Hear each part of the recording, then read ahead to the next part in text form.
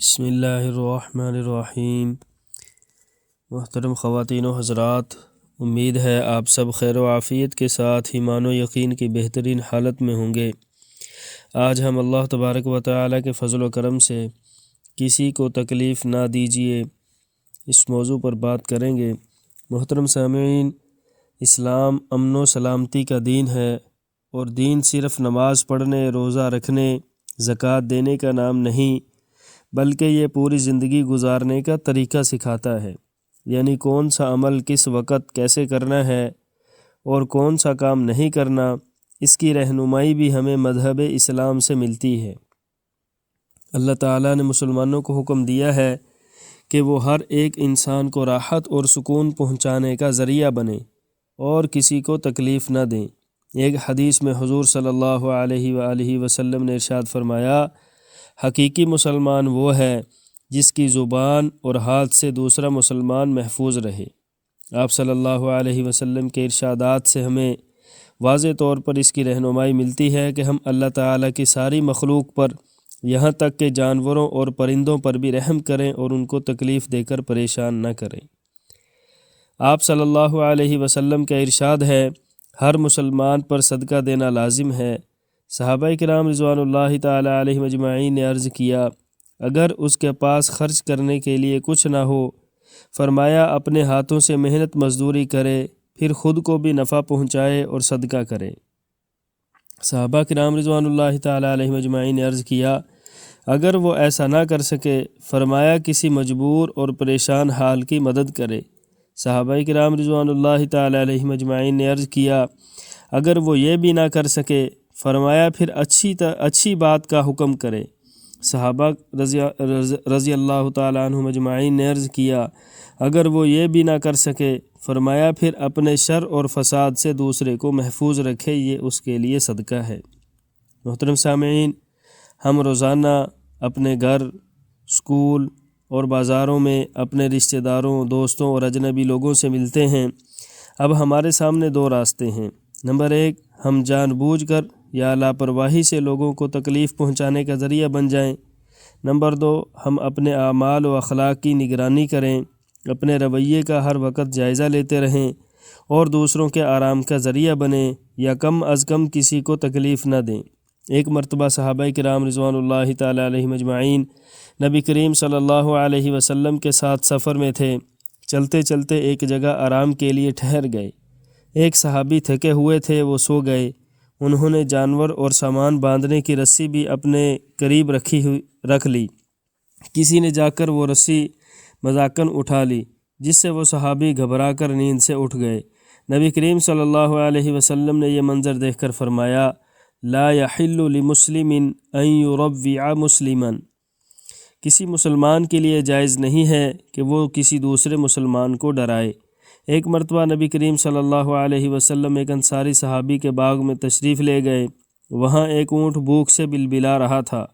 آپ صلی اللہ علیہ وسلم نے شفقت سے اس کی پیٹھ پر ہاتھ پھیرا تو وہ خاموش ہو گیا۔ اس کے بعد مالک کو بلا کر آپ صلی اللہ علیہ وسلم نے فرمایا کہ اس جانور کے بارے میں تم اللہ سے نہیں ڈرتے، اس کے کھانے پینے کا پورا خیال رکھو۔ محترم سامعین، آج سے ہم یہ طے کر لیں کہ اپنے کسی بھی عمل سے دوسروں کو تکلیف نہیں دیں گے۔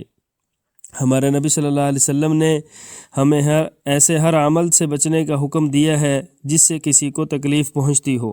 سب سے زیادہ تکلیف پہنچانے کا ذریعہ ہاتھ اور زبان ہے۔ ہمیں ان دونوں کی حفاظت کرنی ہے۔ زبان کی تکلیف، کسی کو برا بھلا کہنا، کسی کو زبان دکھا کر چڑھانا، دوسروں کے سامنے کسی کا عیب اور برائی بیان کرنا، کسی کی چغلی لگانا وغیرہ۔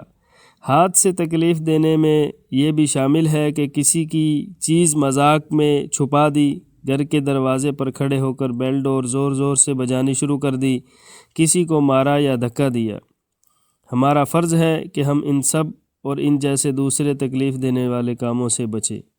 اور عربی کا ایک شعر ہے، جراحات السنان لها التیام ولا یلتام ما جرح اللسان، کہ یہ زبان کا دیا ہوا زخم ایسا ہے کہ یہ باقی رہتا ہے، اور تیر اور تلوار کے زخم جو ہیں وہ بھر جاتے ہیں، مٹ جاتے ہیں۔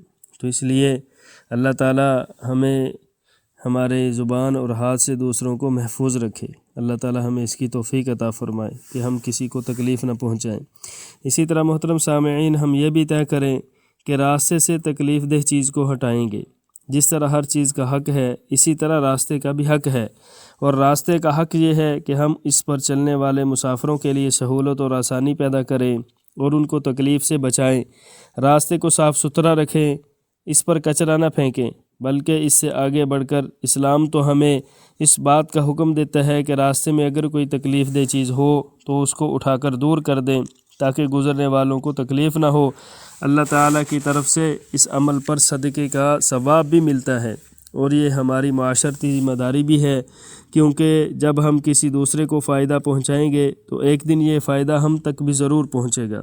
اس کے لیے اگر ہم گھر کے باہر ایک ڈسٹ بن رکھ دیں تو اس سے بہت سے لوگوں کو فائدہ ہوگا، اور ہمارے گھر کے سامنے کی جگہ بھی صاف ستھری رہے گی۔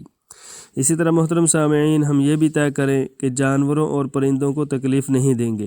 اللہ تعالیٰ نے جتنے بھی جانور پیدا کیے ہیں وہ ہمارے ہی فائدے کے لیے ہیں، اس لیے ہمارا فرض بنتا ہے کہ ہم ان کا خیال رکھیں اور ان کو تنگ نہ کریں۔ ان جانوروں اور پرندوں کا پیٹ بھرنا بھی ایک طرح کا صدقہ ہے۔ اگر ہمارے گھر میں پالتو جانور یا پرندے ہیں تو ان کے کھانے پینے کا خیال رکھنا تو اور بھی زیادہ ضروری ہے۔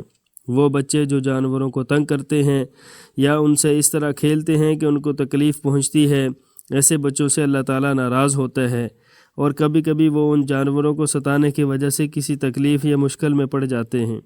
اسی طرح محترم سامعین، گرمی کے موسم میں پرندوں کے لیے پانی رکھنا، ان کو دانہ ڈالنا ثواب کا کام ہے۔ حدیث میں آتا ہے کہ اللہ تعالیٰ نے ایک گناہ گار کو صرف اس لیے معاف کر دیا کیونکہ اس نے ایک پیاسے کتے کو پانی پلایا تھا۔ اسی طرح محترم سامعین، ہم یہ بھی طے کریں کہ ٹریفک قوانین کی پابندی کریں گے۔ اسلام ہمیں اپنی زندگی اصول و ضوابط کے مطابق گزارنے کا حکم دیتا ہے۔ حکومت کے قوانین جو لوگوں کی بھلائی کے لیے بنائے جاتے ہیں ان پر عمل کرنا ضروری ہے، اور اس کی خلاف ورزی کرنا بہت بری بات ہے۔ انہی میں سے ایک ٹریفک کے قوانین ہیں جن کی پابندی کرنا انتہائی ضروری ہے۔ ہمیں چاہیے کہ قانون کے مطابق گاڑی یا موٹر سائیکل چلائیں، ایسی جگہ پارکنگ نہ کریں جس سے کسی کو تکلیف پہنچتی ہو، بغیر ضرورت ہارن نہ بجائیں، ٹریفک سگنل کی پابندی کریں، گاڑی چلاتے وقت صبر سے کام لیں اور دوسرے کو راستہ دینے کا اصول اپنائیں۔ پیدل چلتے ہوئے فٹ پاتھ پر چلیں، سڑک پار کرنے کے لیے جہاں پیدل چلنے کا پل ہو اس پر سے چل کر پار کریں، غلط سمت پر گاڑی نہ چلائیں۔ جب ہم ٹریفک کے قوانین کی پابندی لوگوں کو تکلیف سے بچانے کے لیے کریں گے تو اس کا ہمیں بہت ثواب ملے گا، اور ہمارا معاشرہ بھی پرسکون ہو جائے گا۔ ہمیں ان سب باتوں پر خود بھی عمل کرنا ہے اور دوسروں کو اس کی دعوت بھی دینی ہے۔ تو اللہ جل شانہ سے دعا ہے کہ اللہ تعالیٰ ہمیں جو کچھ کہا سنا اس پر عمل کرتے ہوئے دوسرے تک پہنچانے کی بھی توفیق عطا فرمائے۔ اللہ تعالیٰ ہم سب کا حامی و ناصر ہو۔ لا الہ الا اللہ، لا الہ الا اللہ، محمد الرسول اللہ۔